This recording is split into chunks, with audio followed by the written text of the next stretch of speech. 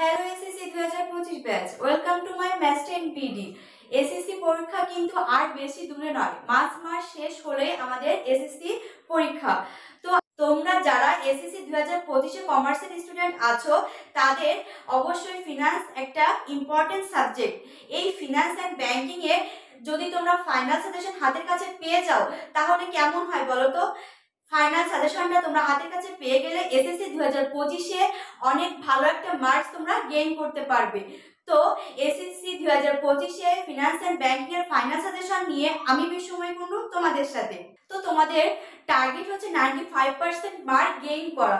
তো তোমরা যদি ফিনান্স এন্ড ব্যাংকিং এর 95% মার্ক গেইন করতে চাও তাহলে এই সাজেশনটি ফলো করো এবং এসএসসি 2025 ফিনান্স এন্ড ব্যাংকিং এ 95% মার্ক গেইন করো। তো চলো আমরা দেখি ফিনান্স এন্ড ব্যাংকিং এ সেই ফাইনাল সাজেশনটা। তো আমরা কিভাবে ফিনান্স এন্ড ব্যাংকিং এর সৃজনশীলে 100% মার্ক কভার করতে পারবো সেটাকে দেখি। দেন এমসিকিউতে কিভাবে 30-এ 30 পাবো সেটা আমি তোমাদের দেখাবো। আগে আমরা দেখি সৃজনশীলটা। আমরা সবাই জানি ফিনান্স এন্ড ব্যাংকিং এর 13টা অধ্যায় আছে। আমাদের শেষ মুহূর্তে এসে এই 13টা অধ্যায় কমপ্লিট করা খুব টাফ। তো এই 13টা অধ্যায়ের ভেতরে মোস্ট ইম্পর্টেন্ট যে অধ্যায়গুলো আছে এগুলোই আমরা কমপ্লিট করব। দেন এসএসসি 2025 95% মার্ক গেইন করব। ফিনান্স এন্ড ব্যাংকিং আমাদের প্রথমে আছে অর্থায়ন, প্রথম অধ্যায় আছে অর্থায়ন এবং দ্বিতীয় অধ্যায় আছে অর্থায়নের উৎস। এই দুটো অধ্যায় থেকে আমাদের একটা কোশ্চেন আসবে, হয় আমাদের সিঙ্গেল আসবে অর্থায়ন থেকে, না হয় আমাদের অর্থায়ন এবং অর্থায়নের উৎস থেকে। এই দুটো অধ্যায় থেকে আমাদের একটা কোশ্চেন হবে। তো আমরা এই দুটো অধ্যায় ভালোভাবে কমপ্লিট করলে আমরা একটা প্রশ্নের অ্যান্সার দিতে পারবো। এরপর আছে আমাদের অর্থের সময় মূল্য। এই অধ্যায়টা আমাদের কিন্তু অনেক ইম্পর্টেন্ট একটা অধ্যায়। আমরা যদি শুধু এই সিঙ্গেল এই একটা অধ্যায় কমপ্লিট করি দেন আমরা 10 মার্ক কমপ্লিট করতে পারবো। এরপর আমাদের চতুর্থ অধ্যায় আছে ঝুঁকি ও অনিশ্চয়তা। এটাও একটা মোস্ট ইম্পর্টেন্ট একটা অধ্যায়। কেন বলছি, কারণ যে আমাদের ফিনান্স এন্ড ব্যাংকিং এর যে ম্যাথ অধ্যায়গুলো আছে এই অধ্যায়গুলো থেকে অবশ্যই আমাদের এসএসসি 2025 অঙ্ক থাকবে। তো এই ঝুঁকি অনিশ্চয়তা একটা মোস্ট ইম্পর্টেন্ট অধ্যায়। এরপর আছে পঞ্চম অধ্যায় আছে মূলধন আয় ব্যয় প্রাকরণ। এটাও একটা মোস্ট ইম্পর্টেন্ট অধ্যায়।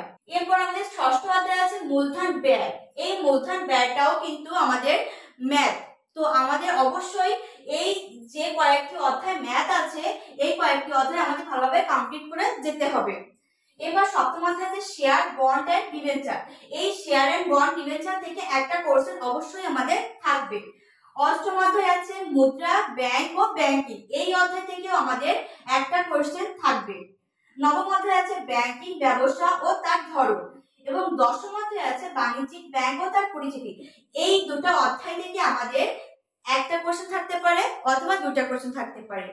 তো এই দুটো অধ্যায় আমাদের ভালো করে কমপ্লিট করব। 11 অধ্যায় আছে ব্যাংকের আমানত। এটা থেকে আমাদের একটা কোশ্চেন থাকবে। ব্যাংক ও গ্রাহক থেকে আমাদের একটা কোশ্চেন থাকবে এবং কেন্দ্রীয় ব্যাংক থেকে অবশ্যই আমাদের একটা কোশ্চেন থাকবে। এবার আসি আমরা কতগুলো অধ্যায় কমপ্লিট করব। আমরা আগে দেখি যে যারা নরমাল স্টুডেন্ট আছি তারা কয়টা অধ্যায় কমপ্লিট করব। আমরা যারা নরমাল স্টুডেন্ট আছি তারা যদি মনে করি যে আমরা এই 4টা অধ্যায় কমপ্লিট করব, এই যে ম্যাথ যে অধ্যায়গুলো আছে এই 4টা অধ্যায় কমপ্লিট করব, তাহলে আমি বলবো এই 4টা অধ্যায় কমপ্লিট করো এবং ফিনান্স এন্ড ব্যাংকিং এ তোমরা অনেক ভালো মার্ক গেইন করতে পারবে। এবং তোমরা যদি মনে করো যে না আমরা এই 4টা অধ্যায় থেকে জাস্ট 2টা অধ্যায় করব এবং অন্যান্য থিওরি সাবজেক্ট থিওরি অধ্যায় থেকে কমপ্লিট করব, তাহলে বলবো এই 4টার ভেতরে 2টা কমপ্লিট করো এবং এই অর্থায়নের উৎস থেকে এবং কেন্দ্রীয় ব্যাংক এই 2টা অধ্যায় তোমরা কমপ্লিট করতে পারো, তাহলে তোমরা এসএসসি 2025 ফিনান্স এন্ড ব্যাংকিং এ ভালো একটা মার্কস গেইন করতে পারো। তোমরা যারা ফিনান্স এন্ড ব্যাংকিং এ 95% মার্ক গেইন করতে চাও তাদের অবশ্যই টার্গেট থাকবে এই 4টা অধ্যায় থেকে অধ্যায় করে যাওয়া এবং পরীক্ষায় যেন 4টা অধ্যায়ের অঙ্ক করে আসতে পারো। কারণ কেন বলছি, কারণ এই যে 4টা অধ্যায় আমাদের আছে এই 4টা অধ্যায় থেকে আমাদের ম্যাথ থাকবে। আর আমরা যদি ম্যাথ করতে পারি তাহলে আমাদের ম্যাথে 100% মার্ক দিবে, যেটা থিওরিতে আমাদের ফুল মার্কসটা নাও পেতে পারি। তো আমরা যদি এই 4টা অধ্যায় থেকে যদি ম্যাথ করতে পারি 100% মার্ক অবশ্যই আমরা পেতে পারি। এরপর এই 4টা অধ্যায়ের পরে আমরা দেখব কোনটা থিওরি অধ্যায়ের মধ্যে থাকবে কেন্দ্রীয় ব্যাংক। এই অধ্যায় থেকে অবশ্যই তোমার একটা কোশ্চেন থাকবে। কেন্দ্রীয় ব্যাংক, দেন মুদ্রা ব্যাংক ও ব্যাংকিং, এই অধ্যায়টা আমরা প্র্যাকটিস করে যাব। তারপর আছে তোমার ব্যাংকের আমানত, ব্যাংক গ্রাহক, এই দুটো অধ্যায় আমরা কমপ্লিট করব। তো যারা 95% মার্ক গেইন করতে চাচ্ছ ফিনান্স এন্ড ব্যাংকিং, তারা এই কয়েকটি অধ্যায় যদি ভালো করে কমপ্লিট করতে পারো, তো আমি মনে করি ফিনান্স এন্ড ব্যাংকিং নিয়ে তোমাদের আর কোনো কোয়ারিজ থাকবে না এবং ফিনান্স এন্ড ব্যাংকিং এ 95% মার্ক তোমরা গেইন করতে পারবে।